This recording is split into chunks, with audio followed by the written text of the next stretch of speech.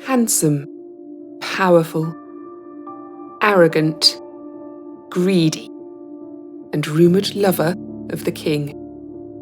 Piers Gaveston, 1st Earl of Cornwall, led an intoxicating life and met a brutal end, the echoes of which, it is said, can be seen even now, over 700 years later.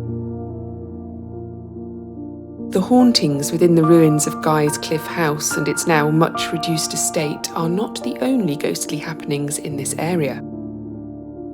If the modern layout of this bit of leafy Warwickshire wasn't cut through by the busy A46, you could walk from Guys Cliffe to Blacklow Hill, and in doing so, may come face to face with a shadowy procession of men and horses, insubstantial as mist, and silent, save for the tinkling of bells. You would see, in fact, Gaveston's journey to his place of execution. Gaveston was a favourite of King Edward II, and it's thought by many that they were romantically involved. He was not, unfortunately, well liked by most of the powerful nobles and barons in England. They found him conceited and overbearing. They were also jealous of the exclusive access to the king enjoyed by Gaveston, which they felt he exploited for his own advantage. It was Edward II who made Gaveston an earl. He lavished gifts on him, arranged an excellent marriage for him, organised a tournament in his honour, gave him land, and even appointed Gaveston as regent in his place when he was abroad. It was due to pressure from the barons that Gaveston was exiled from England more than once. But the king always brought him back and made sure that his favourite retained political influence, titles, land, and money. By all accounts, Gaveston was good-looking, clever, and witty.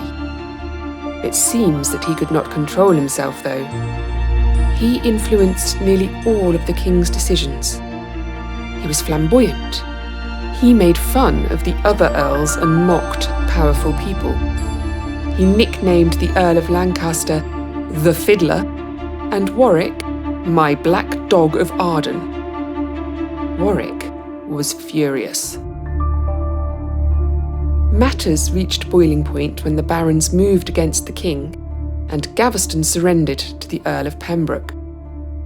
The intention was to use Gaveston as a bargaining chip in their negotiations with Edward II.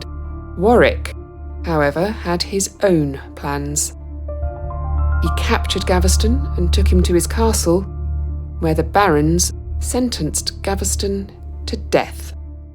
Gaveston was tied to a horse that was decorated and embellished with colourful ribbons and bells in order to mock his love of finery. Armed men accompanied the procession from Warwick Castle to Blacklow Hill. Once there, and without ceremony, Gaveston was stabbed and beheaded.